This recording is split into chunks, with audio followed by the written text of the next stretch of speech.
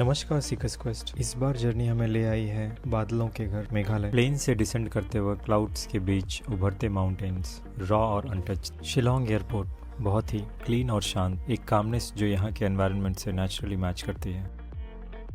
Shillong city की तरफ बढ़ते ही ग्रीनरी और हिली रोड स्टार्ट हो जाते हैं। शाम हमने पुलिस बाजार में स्पेंड की। ये शिलोंग का मोस्ट एक्टिव पार्ट है। लाइट्स, क्राउड और मार्केट की एनर्जी काफ़ी लाइवली है। डिनर के लिए सिटी ढाबे से बेटर ऑप्शन शायद हो ही नहीं सकता था। फूड सिंपल था लेकिन टेस्ट बिल्कुल सेटिस्फाइंग।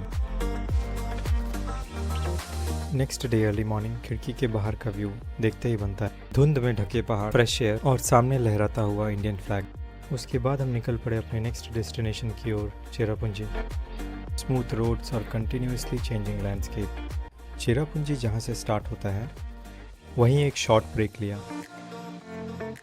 मैगी और चाय परफेक्ट कॉम्बिनेशन। ब्रेक थोड़ा लंबा हो गया क्योंकि वहाँ का व्यू बस देखते ही रह गया। पहाड़, बादल और सनलाइट एक साथ। आंखें इस दृश्य को पूरी तरह समा ही नहीं पा रही थी।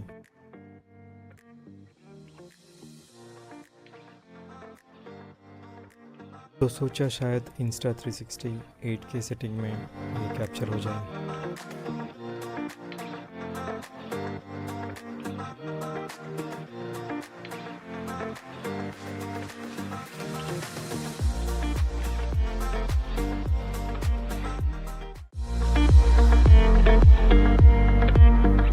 चेरापूंजी एंटर करते ही वेदर कम्प्लीटली चेंज हो जाता है। रोड थिक फॉग से कवर्ड, विजिबिलिटी काफ़ी लो, हल्की बारिश और ठंड और हर तरफ ग्रीनरी। ये ड्राइव इजी नहीं है लेकिन एक्सपीरियंस अलग ही लेवल का है। यहीं से double decker living root bridge के ट्रैक की शुरुआत होती है। धीरे धीरे जंगल डेंस हो जाता है, आवाज़ कम हो जाती है और बस नेचर ही रह जाता है। हर लेवल पर रुकने का मन करता है क्योंकि आसपास का व्यू आपको ठहरने पर मजबूर कर देता है। नेचर के बीच ऐसे मोमेंट्स में एक अलग ही कनेक्शन फील होता है। Everything around you is still, balanced और अपने पेस पर चल रहा है और हम बस उसका एक छोटा सा हिस्सा होते हैं। ये फॉरेस्ट और यहाँ के रिवर्स और वाटरफॉल्स को काफ़ी सीक्रेट माना जाता है। आने जाने में लगभग 5 से 6 घंटे लगते हैं और फाइनली हम लिविंग रूट ब्रिज तक पहुँचते हैं। अद्भुत रचना, पेड़ों के रूट से बना हुआ, बिल्कुल नेचुरल। यहाँ कोई एक लोकेशन नहीं, पूरा सफ़र ही बेस्ट पार्ट है।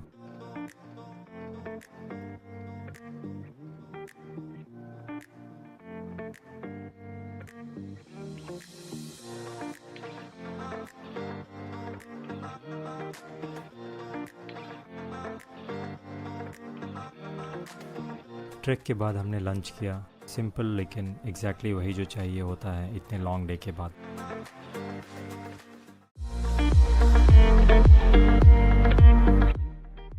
मौसमाई केव, इसका एंट्रेंस घने जंगलों से होते हुए आता है और जैसे जैसे अंदर बढ़ते हैं रास्ता नैरो और डार्क होता चला जाता है। कुछ जगह इतनी टाइट होती है कि धीरे धीरे निकलना पड़ता है। ये लाइमस्टोन केव है, सालों तक पानी ने इसे शेप दिया है, इसलिए अंदर हर फॉर्मेशन डिफरेंट लगता है। एक साइड से एंटर करते हुए धीरे धीरे दूसरे साइड निकल आते हैं। बहुत ही भयानक और अलग अनुभव।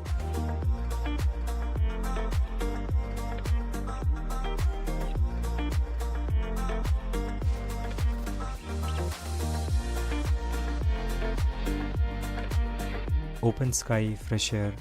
हम पहुंच चुके थे 7 सिस्टर्स फॉल व्यू पॉइंट। सामने क्लिफ्स, नीचे खाई और बीच में गिरता हुआ वाटरफॉल। आंखें भर ही नहीं रही थी। यहाँ एक चीज़ क्लियर होती है, मेघालय को देखना नहीं, एब्जॉर्ब करना पड़ता है।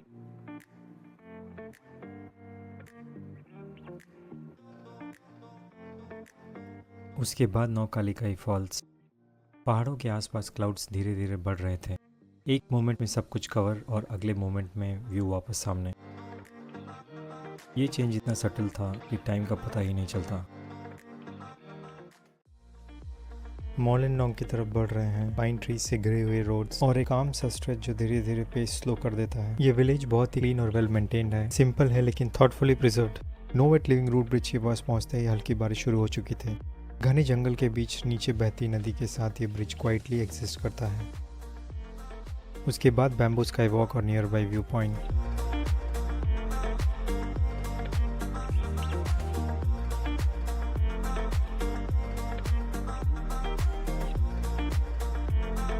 ईस्ट खासी हिल्स का panoramic view, layered hills, dense greenery और एक डेप्थ जो फ्रेम में पूरी कैप्चर नहीं होती।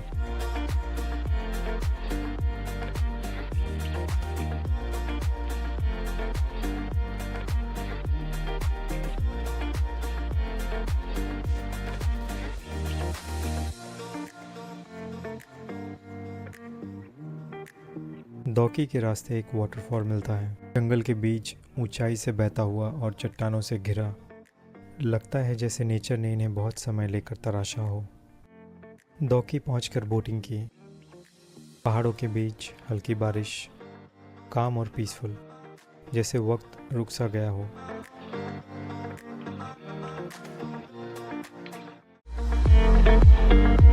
Heading towards Rangsuri waterfall.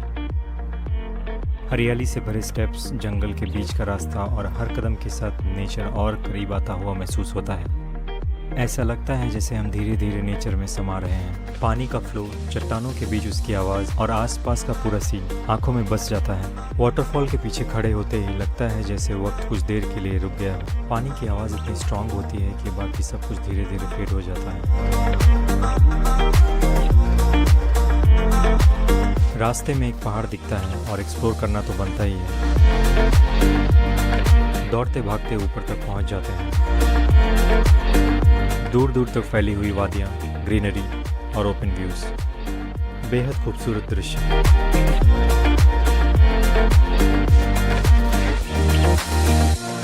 दिन भर की जर्नी के बाद रोमन ब्रेक लेते हैं और ऑनेस्टली नारुतो वाली एनर्जी मिल जाती है। कुछ जगह आंखों में बस जाती हैं और कुछ सफ़र याद से ज़्यादा फील बन जाते हैं। धन्यवाद बने रहने के लिए। मिलते हैं जल्द ही एक नए सफ़र के साथ।